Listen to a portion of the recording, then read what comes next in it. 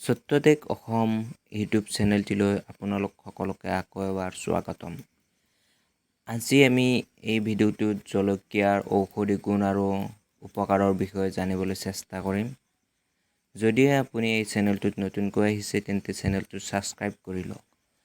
কাৰণ আমি এই চেনেলটোত আমাৰ দৈনন্দিন জীৱনত ব্যৱহৃত হৈ থকা বিভিন্ন খাদ্যবস্তুৰ ঔষধি গুণ আৰু উপকাৰিতাৰ বিষয়ে আলোচনা কৰোঁ। তেন্তে দেৰি নকৰি বলক ভিডিঅ'টো আৰম্ভ কৰোঁ। জলকীয়া গুড়ি বা জলকীয়াত চি ভিটামিন থাকে। ইয়াৰ লগে লগে আন এটা কম্পাউণ্ড থাকে যাৰ নাম কেপচাইচিন। এই কেপচাইচিনে ইনফ্লামেশ্যনক বাধা দিয়ে। লগতে যদি নাৰ্ভৰ বিষ বা ক্ৰনিক বিষ থাকে তেন্তে জলকীয়াই কিছু পৰিমাণে সকাহ দিয়ে। জলকীয়া গুড়ি খোৱাৰ পৰা হিমোগ্লোবিন বাঢ়ে।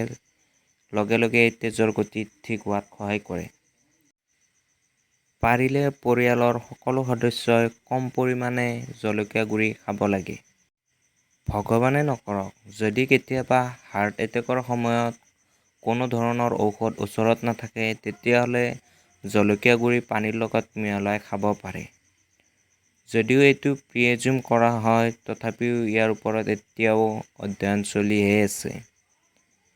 হাৰ্ট এটেক কেতিয়া হ'ব তালৈ অপেক্ষা নকৰিব। পাৰিলে লাইফষ্টাইল সলনি কৰক।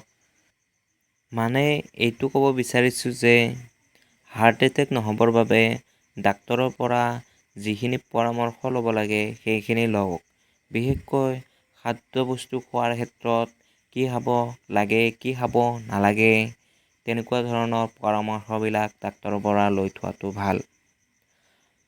কাৰণ হাৰ্ট এটেক হোৱাৰ পিছত জলকীয়া গুড়িৰ লাভ হ'ব নে নহয় তালৈ অপেক্ষা কৰাৰ কোনো প্ৰয়োজন নাই।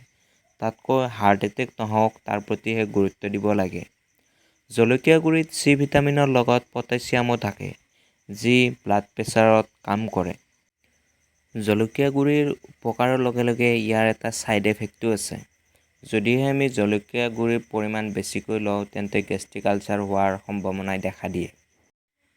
পাৰিলে জলকীয়া গুড়িখিনি ঘৰতে খুন্দি ল'ব আৰু ভিডিঅ'টো চাই যদি ভাল পাইছে আপোন মানুহবোৰৰ সৈতে শ্বেয়াৰ কৰক। আৰু এনেকুৱা ধৰণৰ ভিডিঅ' চাবলৈ আপোনালোকে এই মাজত যে চশমা পিন্ধি থকা লগ'টো দেখিছে তাত ক্লিক কৰিলে ছাবস্ক্ৰাইব আহি যাব ৰঙা আখৰেৰে। তাত ক্লিক কৰিব আৰু ছাবস্ক্ৰাইব হৈ যাব। পাৰিলে কাষত থকা বেল আইকনটো দবাব। ভিডিঅ'টো চোৱাৰ বাবে ধন্যবাদ।